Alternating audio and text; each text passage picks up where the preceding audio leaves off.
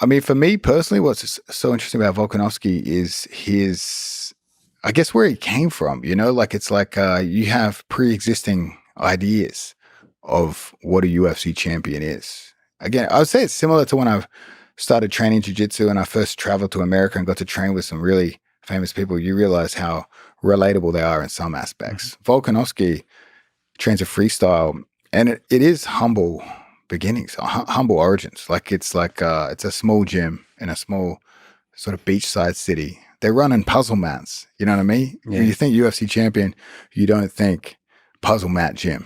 You know what I mean? Like he's not training at a American top team. He's not at one of these big gyms. So to me, it just shows what you're capable of through hard work and sort of self-educating in such an isolated place. It's insane to me that he's still considered probably the pound for pound best featherweight ever, in my opinion.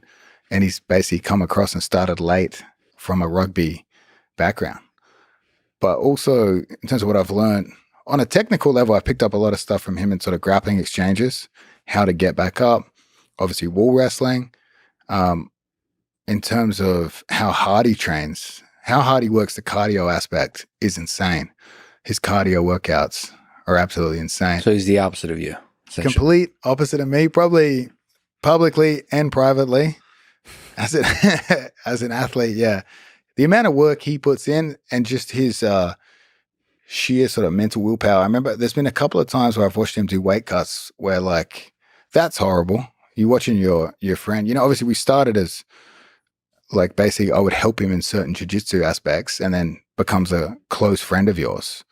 But the whole process of the MMA fight is horrible, especially when you care about the person fighting, because some of those weight cuts you see are awful. Like you're basically seeing guys' eyes roll back in their head, like him just powering through a 5 kilo, 10 pound cut and just constantly talking about how easy it is. But while clearly, these guys look like they're dying, like to push through that and then to push through some of the moments in his fight, to watch him be completely relaxed until like 5 minutes before the fight.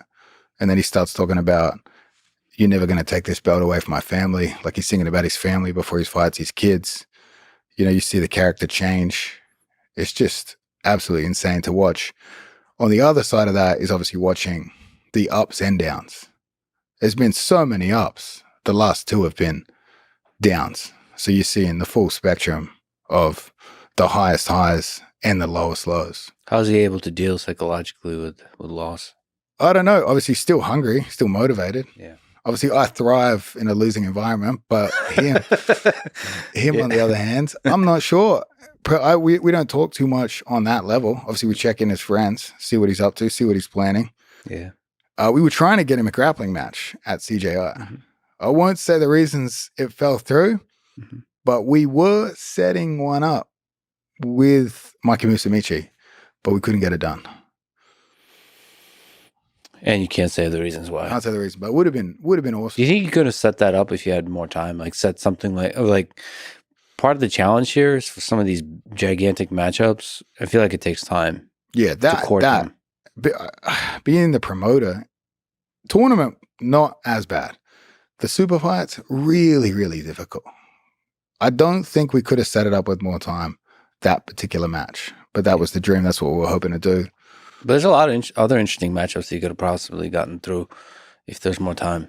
Yeah, I'd love to see. I mean, personally, I really want to see Volks and Ortega have an actual grappling match, because we saw him get out of those deep submissions and apply a ton of ground and pound. I'd love to see him just have a grappling match. I'd love to see more of the UFC stars have grappling matches, especially if they've had any head trauma in a fight. It's like, hey, let's keep them busy, because as you see, some of those guys go crazy if they can't train. What about the fights against Makhachev? You think Volk can beat him? I think the first fight showed he could beat him, for sure. Showed it's possible.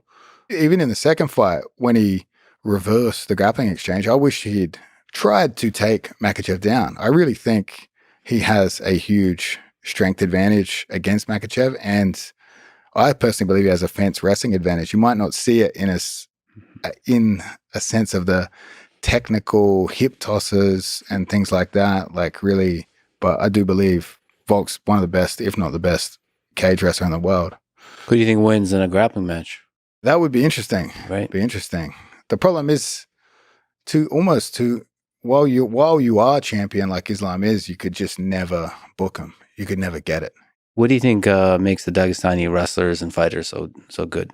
I mean, I think personally, those guys are just like, they just love it. It's just about like, it's how they train. Like it's a fight to the death. You know what I mean? Like it's just built in them. They don't want to concede an inch ever. I think for MMA and wrestling, that can be very, very good. I think sometimes when those guys come over to jiu-jitsu specific events, they get leg locked, they fall into traps, overly aggressive or overly evasive. But I think the way they train just is perfect for a fight. A fight, they can just forward pressure, eat some shots, grind a guy against the wall. Fence wrestling is technical. Jiu-jitsu is far more technical. There's way more things you can do in a grappling scenario from top and bottom than I think against the wall. So a grinding nature of how they train works really good to walk a guy down and take him down against the wall. And then obviously with ground and pound, very good to hold a guy down. So I think just never conceding an inch in training is just, they've done that since they were born, basically. So you learn how to grind somebody down. Yeah, like they're just trying to break each other at all times, trying to have some dominance over their friends and who they train with. But you think in the grappling context that will not always translate? No, not when you can pull guard and submit from your back. I think that sort of negates some of that grinding pressure. I think that has to be met with more slow, technical, lateral movement. I think that's the way you like. That would be the dream for me. Is a guy just comes straight forward into my guard. So that grinding approach works well if he's taken me down and got already close to me. But if I'm laying flat on my back and he's standing and he has to engage, he has all that danger at range. Yeah. But if he can connect to my body before we go down, now we're in his world again, I think. I wonder if it's like, at his prime, Khabib versus you, for example. Who do you think wins there? Buggy choke for sure. Buggy choke? No way. I know you're joking. We get him with a buggy, I reckon. Really? So you can get the buggy choke at the highest level? Can you educate me on that? Like, if that legitimately can work at the highest level? Buggy choke for sure, yeah. Really? Can catch anyone. Really? Okay. You're not a buggy believer. I'm not a buggy hater either. I'm just I'm agnostic on the buggy choke. Khabib would go to sleep for sure. Yeah? Yeah, there's no way he would tap to a buggy choke.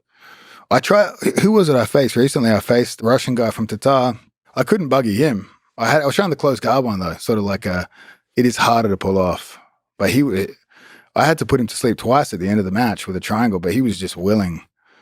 Like, I don't know, Eastern European guys, it's like, they're treating it like a real fight, Have you ever, like, gone hard with a Dagestani person? Like, grappling, wrestling? Any of the fighters, any of the MMA guys? Have I? I mean, they do train hard. When I did the seminar in Odessa, it was at a school, but another school in the city brought like 10 Dagestani guys. Uh-oh. All of them went insanely hard. Okay. I was like, guys, what's... Okay. It's a small sample size, but they all wanted to be broken.